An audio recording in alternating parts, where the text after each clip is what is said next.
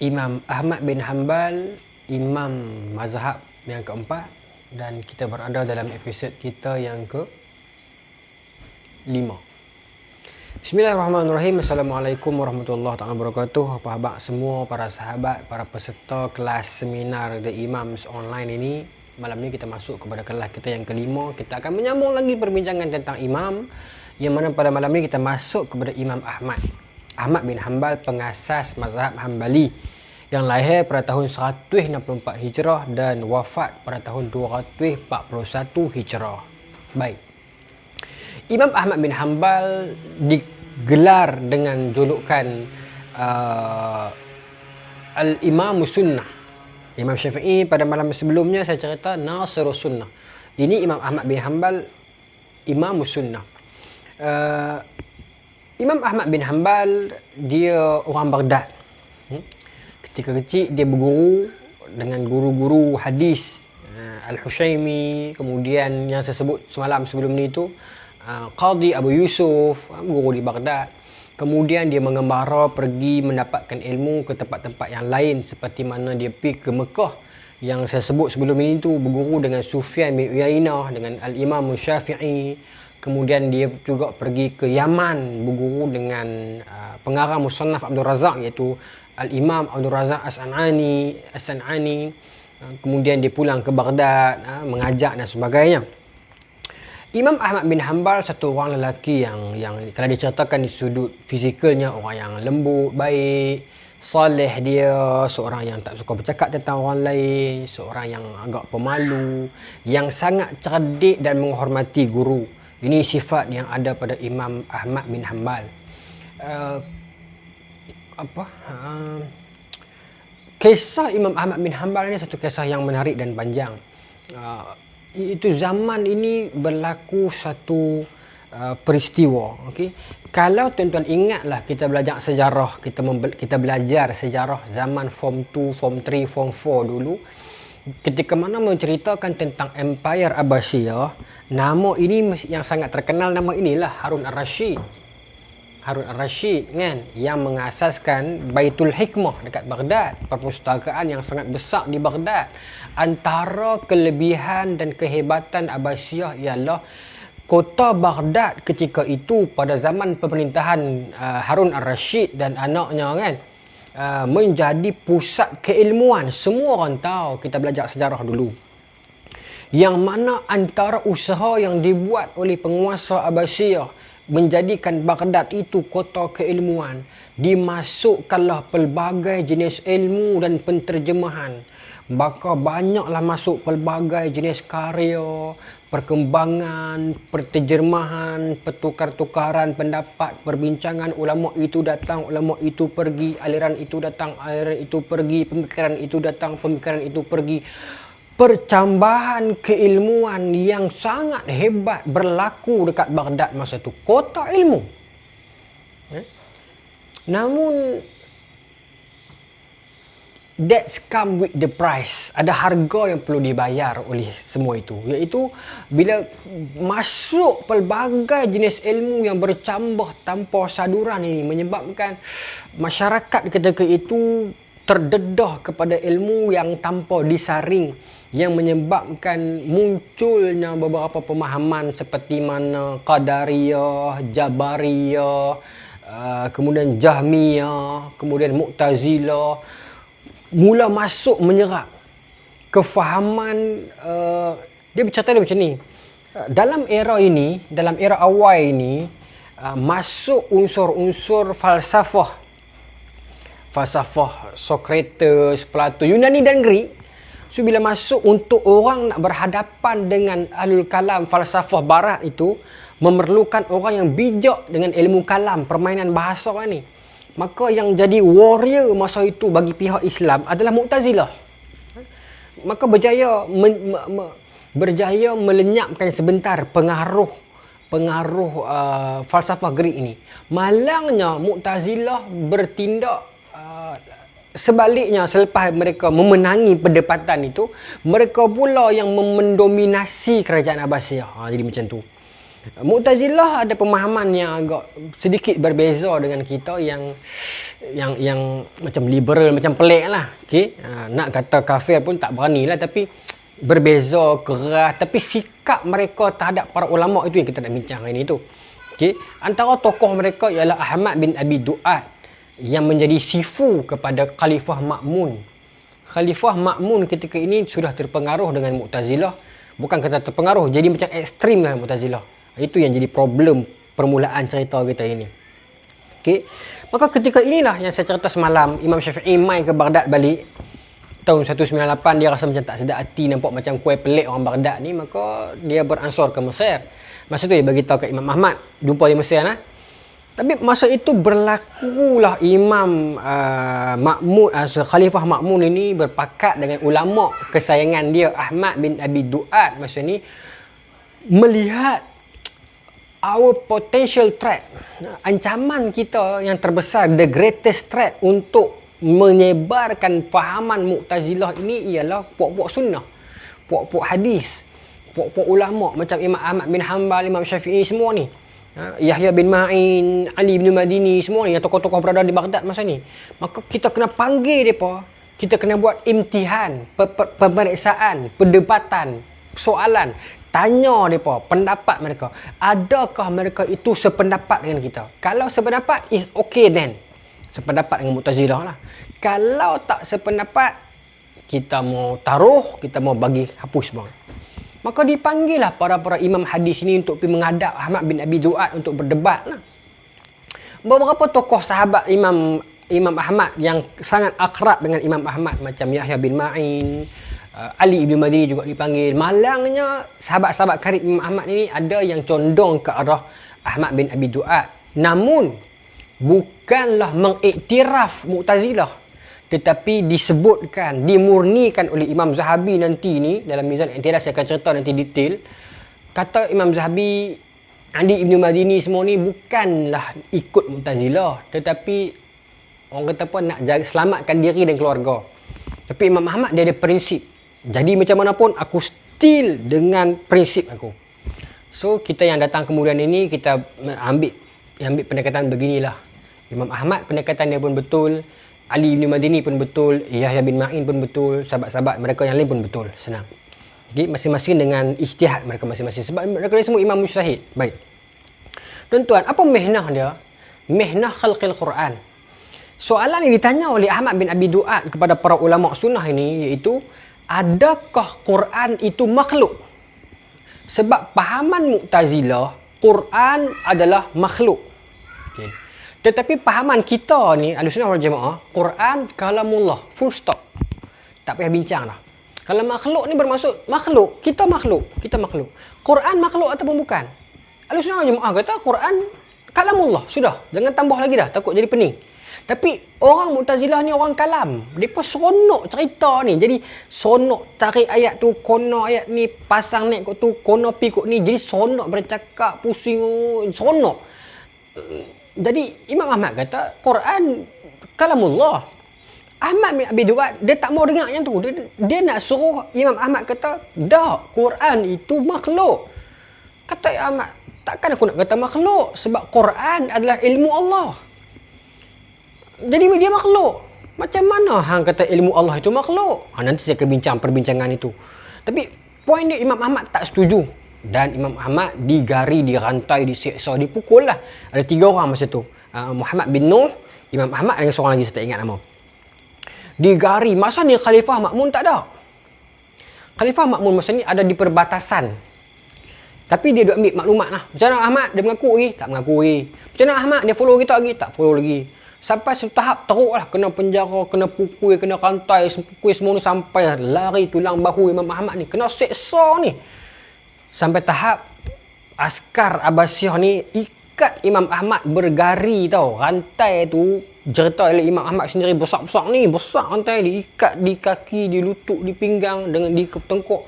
Diheret Imam Ahmad itu daripada Baghdad pergi ke sempadan perbatasan nak jumpa Ma'mun. Sampai di pertengahan jalan, mereka didesak. Setiap ditanya lagi. Ikut lagi Mu'tazilah. Percaya tak Quran itu makhluk? Imam Ahmad tak percaya. Bukan. Quran itu kalam Allah. Sampailah satu malam datang seorang askar Abbasiyah. Semua orang kenal Imam Ahmad. Imam Ahmad orang Baghdad. Askar ni teriak dia. Dia kata, wahai Tuan Imam, boleh tak for this time only mengaku salah. Macam Yahya bin Ma'in buat, macam Ali bin Madini buat. Mengaku katalah yang Quran itu makhluk. Sebab saya ni bawa pedang Makmun. Makmun suruh bunuh Imam kalau masih berkerah. Saya tak mau bunuh. Imam Ahmad takut takkan mengaku. Kenapa aku nak gadaikan maruah aku, akidah aku? Kan? Maka tuan-tuan menangis lagi ni. Laki ni kata, kalau macam tu saya terpaksa bunuh Imam. Saya minta maaf sangat. Imam Ahmad terduduk masa tu tuan-tuan. Dia menangis, dia doa, ya Allah selamatkan aku. Masa tu juga datang satu orang askar yang lain terus meluru main. Dia kata, stop. Kami baru dapat berita Makmun meninggal dunia. Makmun meninggal dunia kat perbatasan perang. Maka tak jadi bunuh. Alhamdulillah. Khalifah Makmun. Okey. Sebelum diuji macam tu, Imam Syafi'i dah tak sedap hati dah. Kan saya cerita semalam. Sebab tu Imam Syafi'i pindah ke Mesir. Imam Syafi'i tak suka gaduh-gaduh korang ni. Imam Syafi'i tak sedap hati dah. Sebab tu Imam Syafi'i kata nanti hamai Mesir, kata kat Imam Ahmad. Tapi tak sempat pi sebab dah jadi mehnah ni. Imam Syafi'i satu ketika dia hantar surat kepada Imam Ahmad. Yang ini menarik. Yang ni Imam Ibn Katsir nukilkan riwayat oleh Al-Imam Baihaqi ketika mana menceritakan tentang Imam Ahmad dan peristiwa Mihnah dan Imam Syafi'i. Ada satu kisah surat Imam Syafi'i terhadap Imam Ahmad yang menarik, yang dinukilkan oleh Ibn Katsir dalam Bidayah wa Nihayah, mengambil riwayat oleh Al-Imam Baihaqi. Surat tu saya ada. Saya ambil. Kamera jangan ikut.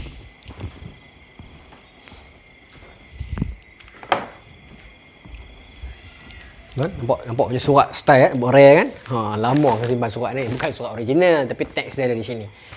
Babu dzakara ma jaa fihi fi mihnah Abi Abdullah Ahmad bin Hanbal.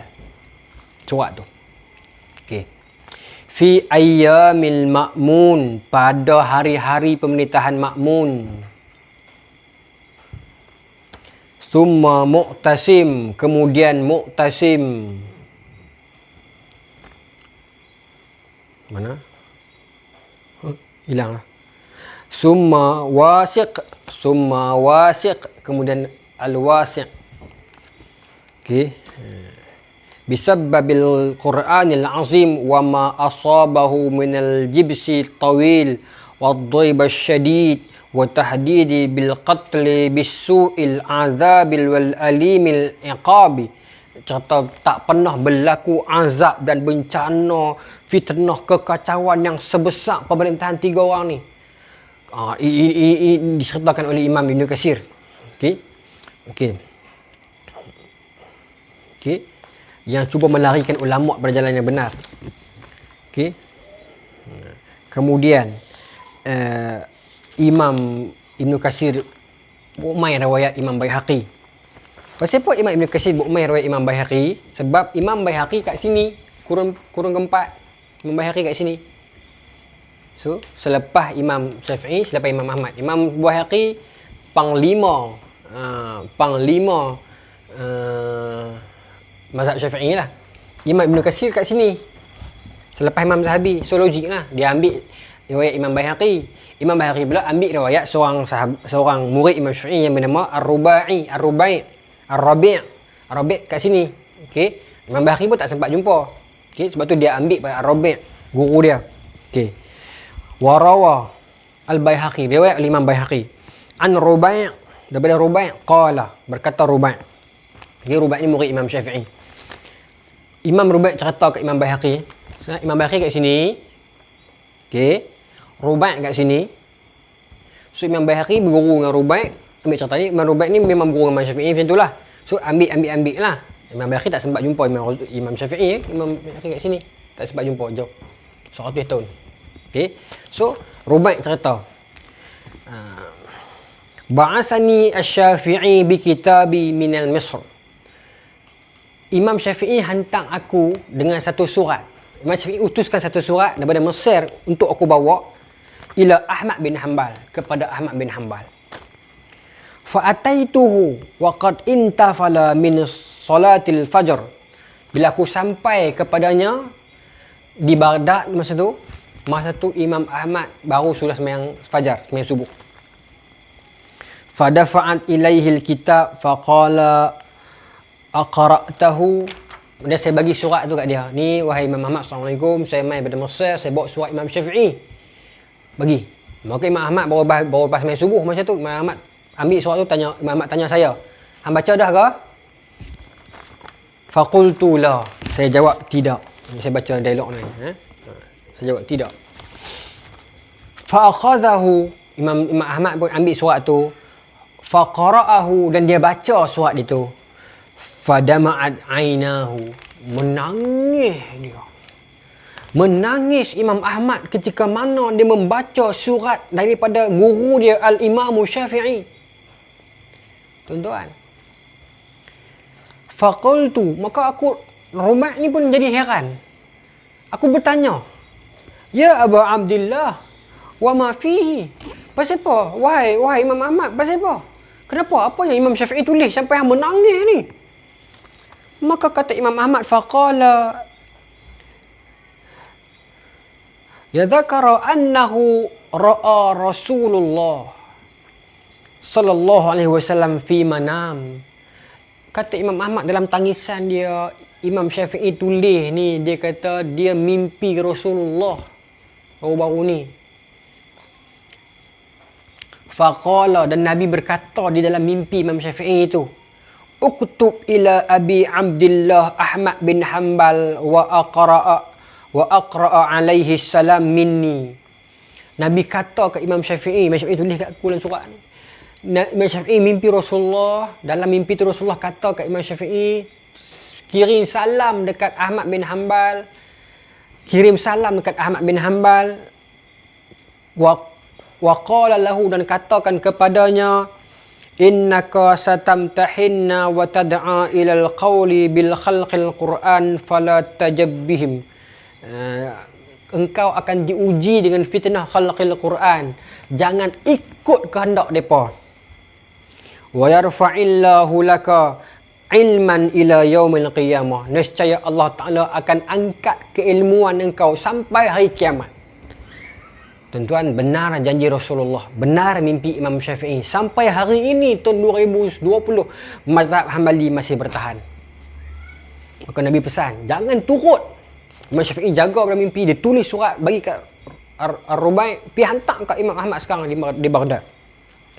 Maka berkatalah Rubai', faqultu halawat al-bashar apa? Cerita, kalau macam tu cerita ni baik, kenapa nangis? Cerita ni cerita gembira lah, Nabi SAW. Maka Imam Ahmad menangis sebab sedih dan terharu, seronok kan. Fa khala'a qamisuhu allazi yaliya jildihi fa a'tani. Maka Imam Ahmad terus ambil baju dia yang dia pakai, tapi baju tu bukan jubah luar, jubah dalam ni yang lekat dengan kulit dia. Dan memberikan kepadaku. Falamma raja'tu ila Syafi'i akhbartuhu. Bila saya pun balik ke Mesir, saya bawa baju Imam Ahmad tadi tu, saya cerita kat dia. Faqala, berkata Imam Syafi'i, inni lastu afji'uka fi walakin balahu bil ma' wa a'tainaihi hatta atbiruka bih. Utabbiruka bih. Kata Imam Syafi'i, Rubai' ni buat balik baju Imam Ahmad, tunjuk ke Imam Syafi'i. Tapi Rubai' ni seronok sangat dapat pegang baju Imam Ahmad. Pasal Imam Ahmad ni dia terkenal dengan tabarruk, dia ada keberkatan, dia ada karomah dia. Ada bab khusus tentang karomah Imam Ahmad. Dalam Syiar Alamun Nubala, Imam Zahabi cerita min karamihi, antara keramat dia. Saya akan cerita.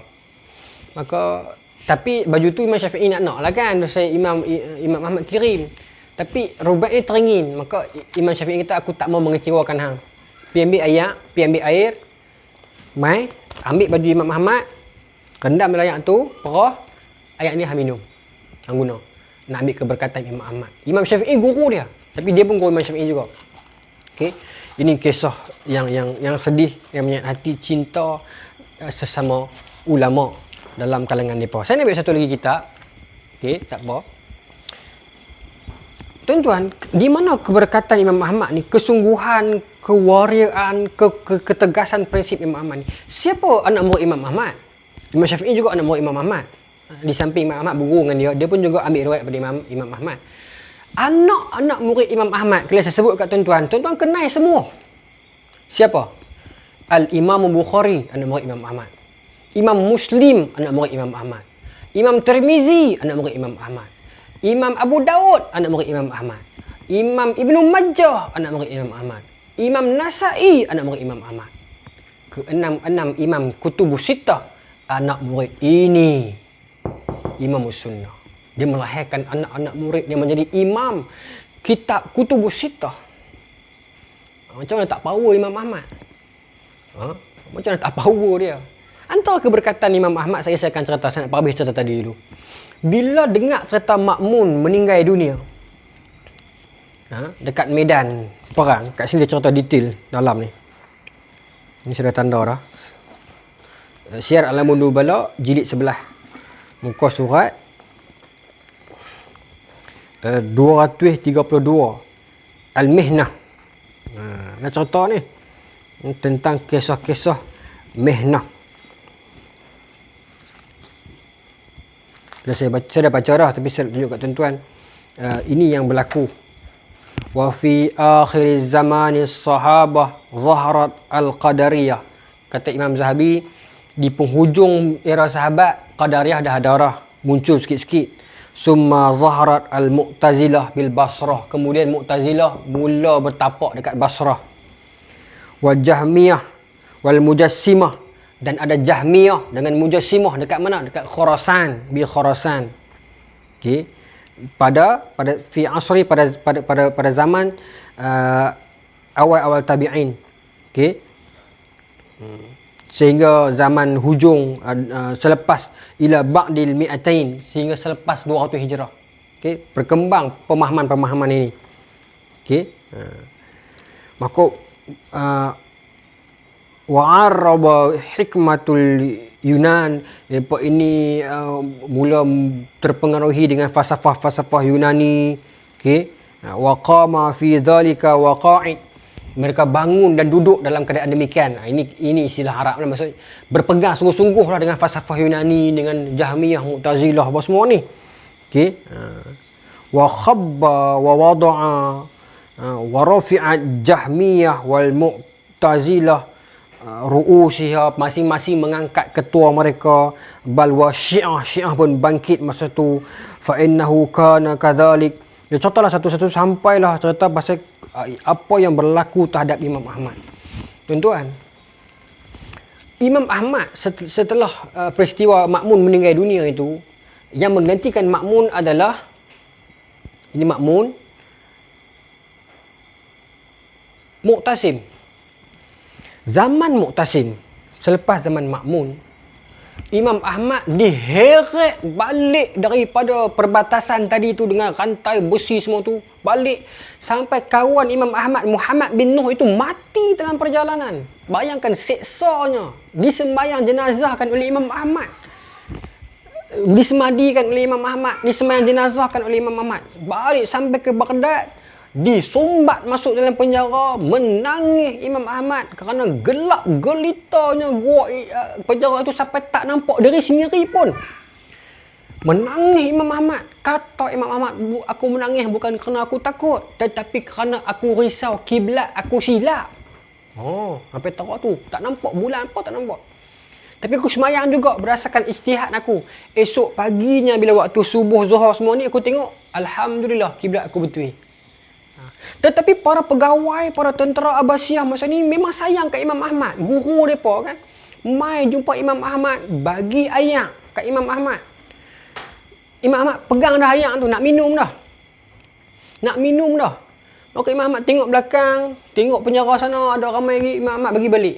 Kata, wahai tuan guru, kenapa bagi balik? Imam Ahmad kata, ada ayak yang lebih untuk mereka semua? Tak ada lah, ayat ni saya curi-curi buat mai untuk tuan guru, untuk tuan imam. Imam kata, kalau macam tu tak payah, bagi balik, aku tak mau. Kalau semua boleh minum, baru aku minum. Ini Imam Ahmad kewarakan dia. No? Baik tuan-tuan. Kemudian Imam Ahmad dipanggil lagi. Ahmad bin Abi Du'ad ni tak puas hati selagi mana dia tak boleh ting Imam Ahmad, selagi mana dia tak boleh ubah pemikiran Imam Ahmad. Dipanggil lagi menghadap Imam Ahmad. Imam Ahmad dengan Ahmad bin Abi Du'ad disuruh berdebat. Imam Ahmad sebut tuan-tuan, dalam ni Imam Ahmad kata, aku tak faham sepatah pun apa yang Ahmad bin Abi Du'ad duduk sembang. Pusing kalam ni, sedap pusing merata ni. Merepek apa ni? Imam Ahmad kata, aku sendiri pun tak faham dia sembang apa. Duk ajak berdebat, nak buktikan depan Mu'tasim ni, Khalifah Mu'tasim. Maka saya nak kongsikan dialog yang menarik. Imam Ahmad bin Abi Du'ad kata ke Imam Ahmad, sekarang wahai Ahmad, mengaku tak yang Quran itu makhluk? Imam Ahmad takut takkan mengaku. Quran itu kalam Allah. Maka kata Ahmad bin Du'ad, apa maksud nang? Kalau Quran itu kalam Allah, kalau Quran itu bukan makhluk, adakah Quran itu Allah juga? Faham tak tuan? Saya pun takut cakap bab ni. Kalau Quran itu bukan makhluk, adakah Quran itu Allah juga? Ini orang Mu'tazilah dah suka cakap macam tu. Kata Imam Ahmad, Quran itu sebahagian daripada ilmu Allah. Maka kata Ahmad bin Abi Du'ad, kalau begitu Quran itu bukan Allah. Apa benda nampak tu? Imam Ahmad tu aku tak mau layan lah berbincangan macam ni. Dia nak buka juga, nak sembang juga. Maka kata Imam Ahmad, Quran itu adalah sebahagian daripada ilmu Allah. Maka kata Ahmad bin Abi Du'ad, sebelum Quran turun, Allah dah ada dah. Bermaksud, Quran bukan Allah. Quran makhluk. Kata Imam Ahmad, sejak bila pula Allah tak ada ilmu? Faham tak? Tuan faham? Menarik Imam Ahmad ni. Kita buku sana. Saya seronok bincang ni. Tapi saya takut kalam-kalam ni pun ni. Saya ulang sekali lagi. Ahmad bin Abi Du'ad tanya Imam Ahmad, Quran makhluk ataupun tidak? Imam Ahmad kata Quran kalamullah. Full stop. Tak payah tambah dah. Tak. Ahmad bin Abi Du'ad kata Quran itu makhluk. Imam Ahmad kata, yalah, kalau nak kata juga, Quran itu adalah sebahagian daripada ilmu Allah. Maka kata Ahmad bin Abi Du'ad, Quran baru turun zaman Nabi. Jadi sebelum Quran turun, Allah dah ada dah. Maka Quran mai kemudian. Maka Quran ini makhluk. Sebab Allah dah wujud dah, ada dah. Imam Ahmad balas balik, sejak bila pula ada Allah tanpa ilmu? Adanya Allah tu beserta ilmunya dah. Bukan ilmu tu possess macam manusia ni, baru nak tambah ilmu darjah 1, naik darjah 2 dapat ilmu baru, darjah 3 baru dapat ilham baru. Tidak. Ilmu tu qadim. Allah qadim. Ilmu qadim. Quran itu qadim. Ilmu Allah ni qadim. Dia bukan Allah baru tambah ilmu, baru dapat ilham, tulis Quran. Tak. Sebab tu Quran kalamullah. Sudah. Jangan tambah lagi dah. Jangan peningkan perbahasan orang. Kata lagu tu Kak Mamidah. Dia jadi pening, dia kata, hang ni kata tak betul lah. Hang cuba nak katakan Quran itu adalah Allah juga. So hang mensyirikkan Allah. Dia kata ke Imam Ahmad macam tu pula. Kalau hang kata Quran bukan makhluk, so Quran adalah Allah, Allah adalah Allah, maka dua Allah. Hang syirik. Dia kata ke Imam Ahmad itu, Ahmad bin Abi Du'ad ni tuan-tuan. Mu'tazilah. Imam Ahmad tu repek. Kena bedai, kena pukul, kena penjara tuan-tuan. Cerita pasal Imam Ahmad ni teruk tuan-tuan. Diseret ke serata Baghdad, ditunjukkan dengan tulang bahu terkeluar sampai muka jadi tua dah, bukan puluhan tahun lah, banyak tahun dipenjarakan daripada zaman Ma'mun, zaman Mu'tasim, zaman Wathiq, dipenjarakan. Boleh bayang, penjara bukan penjara saja, sampai dicemeti tu pula di tengah orang ramai. Imam yang kena ni, Imam Ahmad, dia kena tiba sampai tali cemeti tu putus. Dalam riwayat dia sebut tiba sampai seluar dia nak terlucut dah, kain tali yang ikat seluar Imam Ahmad terlucut. Kalau lucut nampak aurat. Imam Ahmad berdoa kepada Allah masa tu tak terlucut seluar Imam Ahmad, meskipun tali pinggang dia dah putus dah. Karamah dia. Dahsyat tuan. Yang sampai akhir sekali tuan-tuan, sampai zaman Al-Wathiq lagi cengih. Tetapi masa tu orang ramai dah tak tahan nak sabar. Makin lama makin melampau khalifah ni. Semua orang sayang Imam Ahmad. So orang dah mula marah dah. Dah mula ada perancangan nak bangkit lawan khalifah. Maka Al-Wathiq jadi takut, dia bebaskan Imam Ahmad. Tetapi piduk jauh-jauh. Hang still kami tak redha hang, tapi hang duduk jauh-jauh. Hang jangan mengajak. Tak diberi tauliah untuk mengajak. Kalau ditangkap Imam Ahmad mengajar, maka akan dibunuh. Masa ni lah datang seorang lelaki nama Baqi bin Makhlad. Baqi bin Makhlad ni mai daripada mana? Dia orang Eropah. Dia mai daripada Andalus. Dia mai sampai ke Baghdad nak berguru dengan Imam Ahmad. Imam Ahmad kata, tak boleh, saya tak ada tauliah. Khalifah tak bagi mengajar. Imam Ahmad tua dah, sakit macam ni. Luka tak ada ruang dah. Semua bekas kena tibai cemeti ni. Dengan tali cambuk ni kan. Dengan penjara, dengan... Sampai masa Khalifah wasit tengok Imam Ahmad, dia kata, lah aku akan muda lagi, rupanya tua dah. Bukan tua, muka sampai jadi tua, kena siksa. Masa Baqi ni main kata, wahai Imam Ahmad, saya nak berguru, nak ambil hadis. Imam Ahmad kata, saya tak boleh bagi hadis pasal Khalifah tak bagi, tak bagi mengajar. Baqi kata, saya main jauh ni daripada Sepanyol. Tak boleh, Imam Ahmad kata. Nak buat macam tu, tolonglah buat juga. Maka Imam Ahmad kata, sekarang ni hang kena menyamak jadi peminta sedekah. Hari-hari hang mai rumah aku, bawa tabung, bawa mangkuk, aku akan buka pintu, aku akan bagi satu hadis. Hari-hari Baqi bin Makhlad pi. Tuan-tuan. Baqi bin Makhlad ni ulama, tuan-tuan. Tapi nama dia tak dilindang sangat. Tapi bila kita banyak dalam hadis, ada nama dia popular juga. Okey, Baqi bin Makhlad ini. Okey, kesungguhan dia hari-hari pi satu hadis pi ambil kat Imam Ahmad. Menyamak jadi minta sedekah. Pakatan dengan Imam Ahmad. Ya. Sampailah zaman Al-Mutawakkil, barulah selamat golongan sunnah, golongan imam ini. Tapi siapa yang menjatuhkan Ahmad bin Abi Du'ad sebenarnya?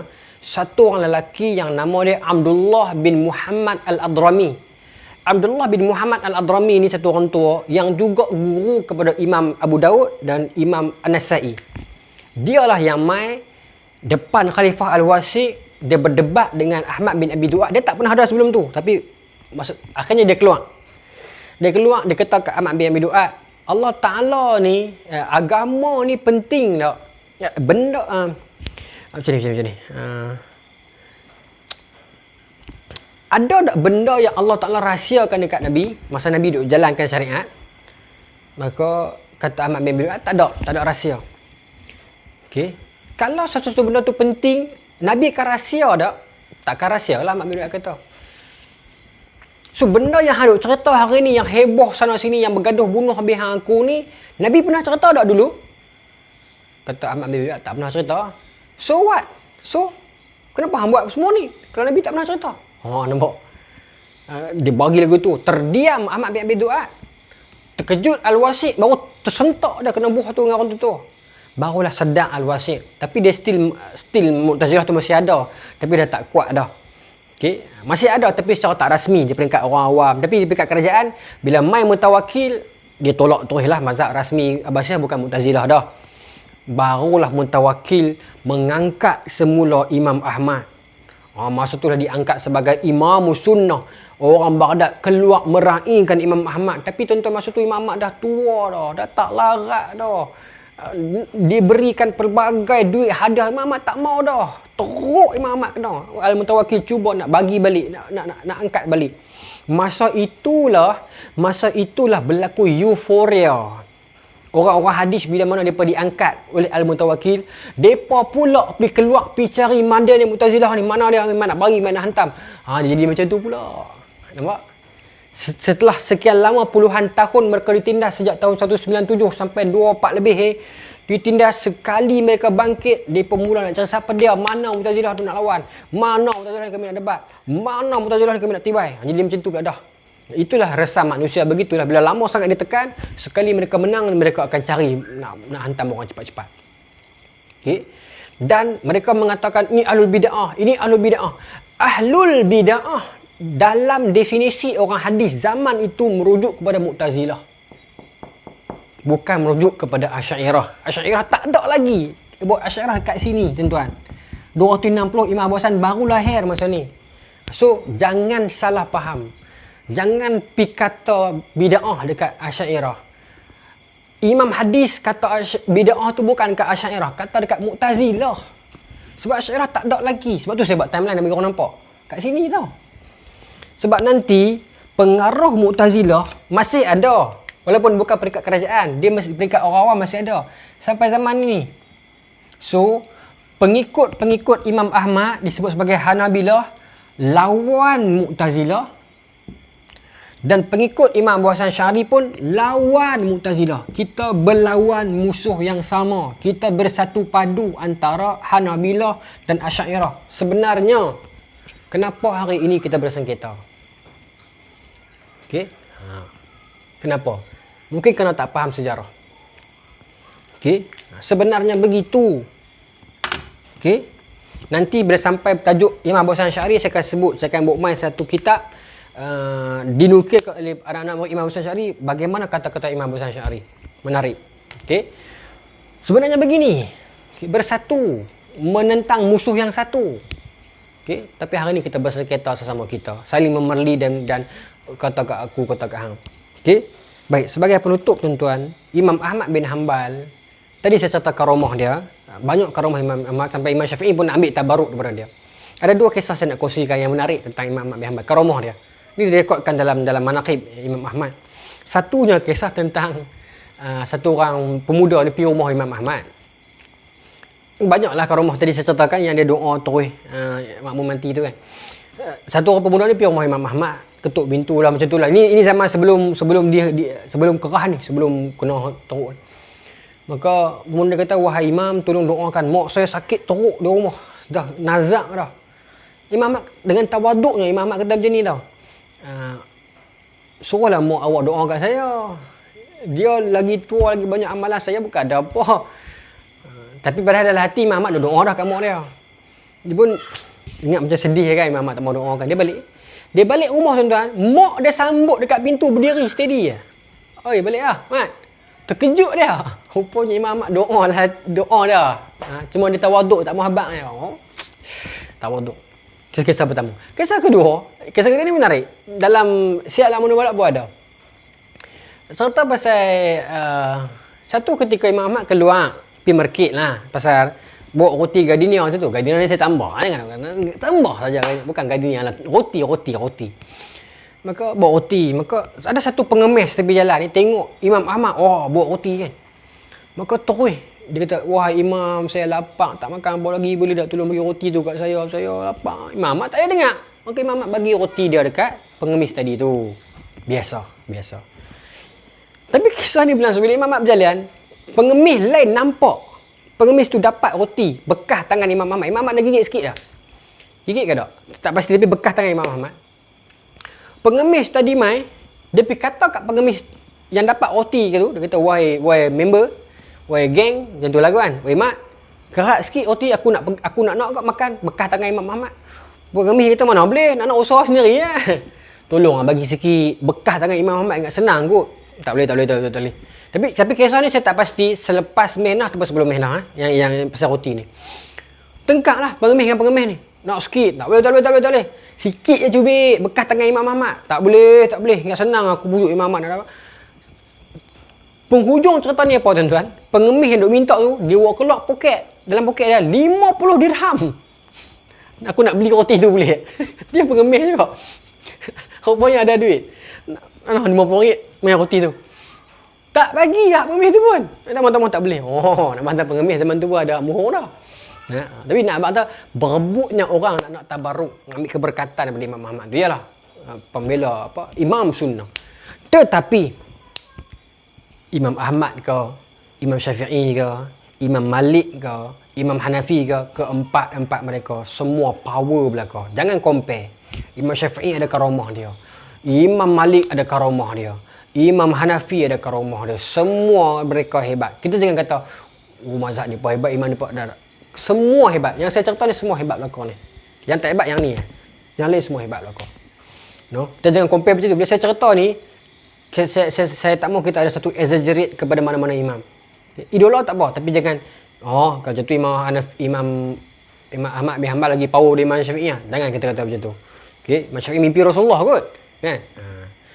Okey, jadi itulah kisah Imam Ahmad dan kisah peristiwa mihnah yang berlaku terhadap Imam Ahmad. Okey. Dan tuan-tuan, mihnah itu berlaku di mana? Di Baghdad. apakah yang berlaku dekat luar Baghdad? Di luar Baghdad pada tahun yang sama ini. Anak murid Imam Ahmad, Imam Bukhari, luar Baghdad. What was happened to him during that time? Esok kita sambung imam seterusnya. Penulis Sahih Bukhari, Al-Imam Bukhari. Apa kisah Imam Bukhari, biografi dia, karya dia, manhaj dia, pemikiran dia, kisahnya. Wallahu ta'ala alam. Jumpa esok. Assalamualaikum warahmatullahi ta'ala wabarakatuh.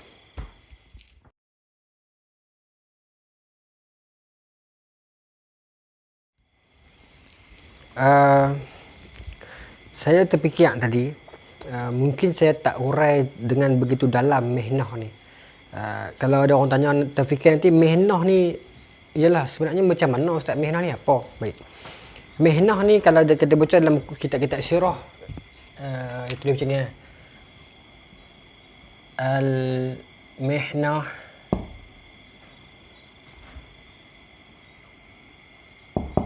khalqi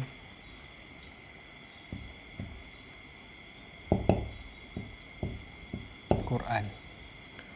Ujian tentang ciptaan Quran, kemakhlukan Quran. Baik.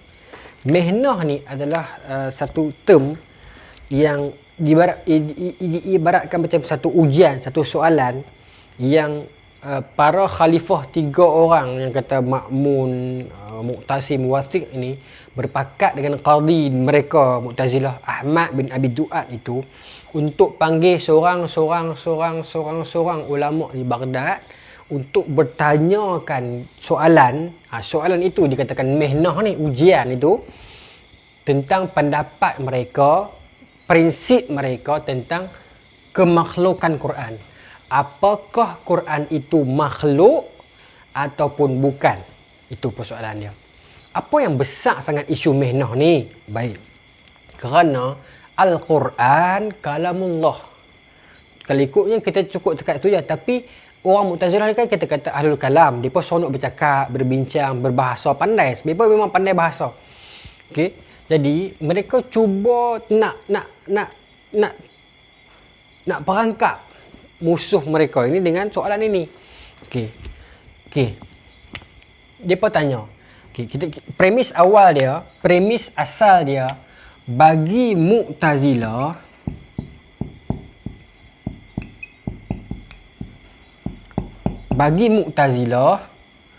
Quran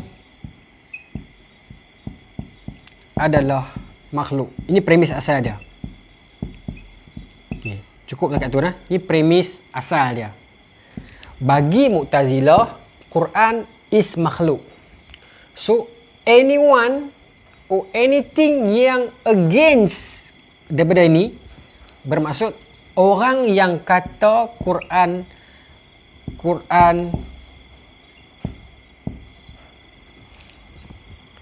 bukan makhluk, mereka akan lawan. Itu premis dia. Mu'tazilah kata Quran makhluk. Siapa yang kata Quran bukan makhluk, mereka lawan. Okey, setakat tu clear? Baik. So, mereka panggil seorang imam dekat Baghdad ni nak argue, nak tanya. Bagaimana pandangan kamu semua? Quran makhluk ataupun bukan? Quran makhluk ataupun bukan? Quran makhluk ataupun bukan? Dan mereka akan perangkap para imam ini dengan kemahiran bahasa yang ada pada mereka. Okey, saya bagi contoh. Kalau orang tanya, kenapa sampai mereka tergamuk bunuh Ustaz? Kenapa sampai tergamuk bunuh? Seksa Imam Ahmad dan imam-imam yang ada kena bunuh pun ada. Sebab apa? Sebab bagi mereka, orang yang mengatakan Quran itu kalamullah itu syirik. Sebab bagi mereka, Quran adalah makhluk. Dia bukan Allah. Okey. Saya takut nak cakap bab ni, tapi saya kena tata juga. Nak kita faham. Dia pun nak suruh kata macam tu. Bagi mereka lah pejuang agama yang sebenar. Nak mentauhidkan Allah semata-mata. Tetapi bagi Ahlussunnah wal Jamaah, Quran kalamullah. Essence daripada Allah. Tak tahu nak habaq macam ni. Kalam Allah lah. Kalam Allah. Part of Allah. Jadi mereka akan tanya balik, kalau hampa kata Quran adalah kalam Allah, kalau Quran adalah kalam Allah, kalaulah Quran adalah kalam Allah, kalam. Apakah kalau Allah, Quran kalam Allah, adakah Allah satu Tuhan, kalam pun satu Tuhan? Tuan-tuan faham tak? Dia cuba pecah macam tu. Geng-geng Ahlussunnah wal Jamaah kata tidak. Kalamullah adalah Allah. Adakah Allah adalah kalam? Nampak? Saya takut nak cakap ni, tapi itu orang Mu'tazilah akan perangkap macam tu. Dah. Kalamullah, nak abang macam mana? Cukup lah dekat tu. Dah. Depa nak bincang lagi panjang lagi. Maka, depa tarik perbincangan ni jadi lagi panjang betul macam mana? Depa kata, okey, kalau hampa nak berhenti setakat ni saja, dalam Quran ada ayat yang kata Allah Ta'ala, Isa itu min kalamihi, Isa itu daripada kalamnya dan rohnya. Ada ayat Quran. So, kalau Isa itu kalam, Allah Ta'ala ni kata Nabi Isa itu kalam. Okay, Nabi Isa itu kalam Allah, ada ayat Quran. Kalau hampa kata kalam itu part of Allah, so hampa bermaksud Nabi Isa ni yang dikatakan kalam dalam Quran, adakah Nabi Isa juga adalah Allah? Kameraman faham tak setakat ni? Sebagai paling mudah ni. Orang Mu'tazilah perangkap orang Ahlussunnah wal Jamaah. Kalau hampa kata kalam adalah sebahagian daripada Allah, ayat Quran ada sebut Isa min kalamihi, daripada kalamnya. So Isa adalah kalam. So kalau Isa adalah kalam, adakah hampa setuju dengan Kristian Isa itu adalah daripada Tuhan, part of Tuhan? Ini dah jadi macam Trinity dah. So, nampak tak bagaimana Mu'tazilah berjaya perangkap Ahlussunnah wal Jamaah untuk permainan bahasa mereka tu. Saya nak terang hari ni pun saya takut. Sebab tu bila kita buat tertutup, is okay lah saya terang. Okay? Sedangkan untuk kita orang awam, Ahlussunnah wal Jamaah macam kita ni, cukup setakat kalamullah titik. Sudahlah, nak fikir lagi jauh kita tak mampu. Takut kita gila.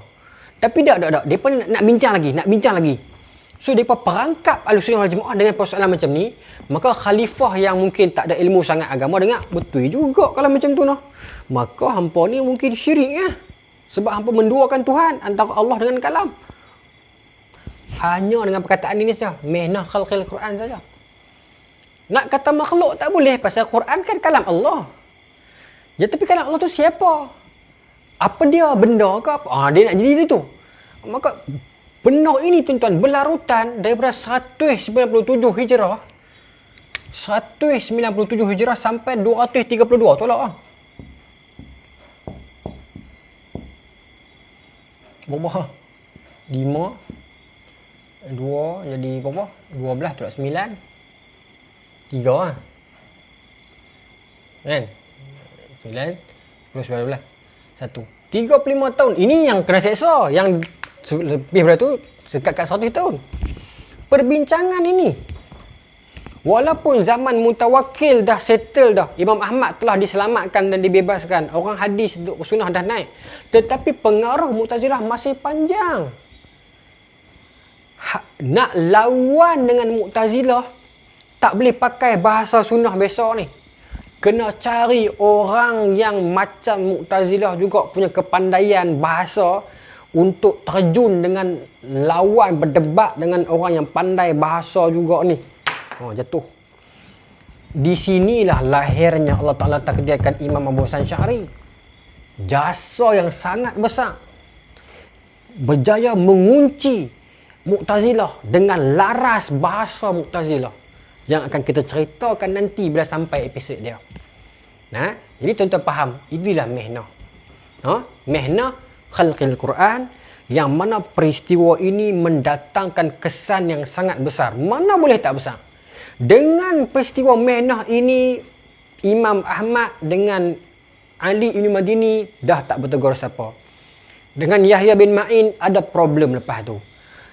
Masing-masing pengikut berpecah, makin mengatakan aku. Berapa ramai orang yang memurtadkan Ali bin Madini. Berapa ramai orang yang kutuk Yahya bin Ma'in. Benda itu berlarutan daripada kurun ketiga tahun 200 Hijrah.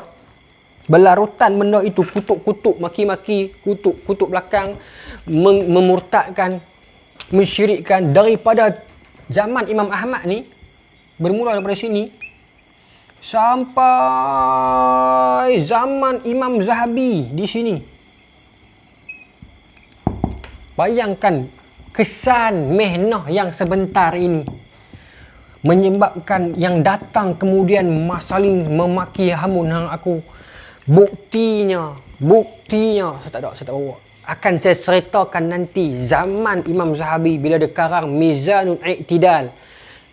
Kata-kata ataupun timbangan yang adil, yang nak meluruskan balik. Wahai para ulama ni, janganlah kata kat hang aku Ali bin Madini pun tak salah, Imam Ahmad pun tak salah. Ni Imam Zahabi ni. Nampak? Sebab tu saya buat rantaian ini agar kita nampak flow dia macam mana. Kerana itu pentingnya kita buat ini. Ini antara yang saya cuba buat. Saya cuba nak tiru Imam Zahabi dalam manhaj beliau, dalam nak i'tidal, nak mengadilkan balik. Salah faham. Ada krisis sikit lah. Mungkin Imam Ahmad terasa dengan kawan baik Imam Ali bin Madini, Yahya bin Ma'in kawan baik Imam Ahmad. Tapi Imam Ahmad okey je. Okay. Cuma yang bawah-bawah yang main kemudian lebih-lebih. Okay. Sampailah Tuhan takdirkan datang tokoh-tokoh kurun ke-8 Hijrah ini yang cuba memperkemahkan, membetulkan balik. Jadi tuan-tuan yang dah follow dah sampai kita dah episod Imam Ahmad, episod yang kelima dah. Cuba faham betul-betul, okay? Ingat nama-nama yang saya sebut tadi ni, yang akan kita bawa nama ni ke depan. Setakat kita berhenti hari ni episod kelima, tuan-tuan dah clear dalam kepala.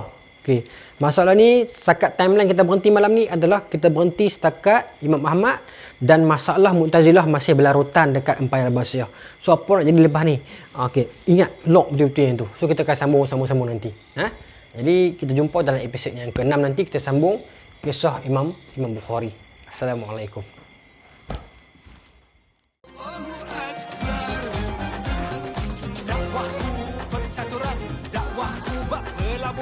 Moga esok nanti bila ia matang berbuah sebelum sangka kala datang, biar dakwahku menjadi berkala.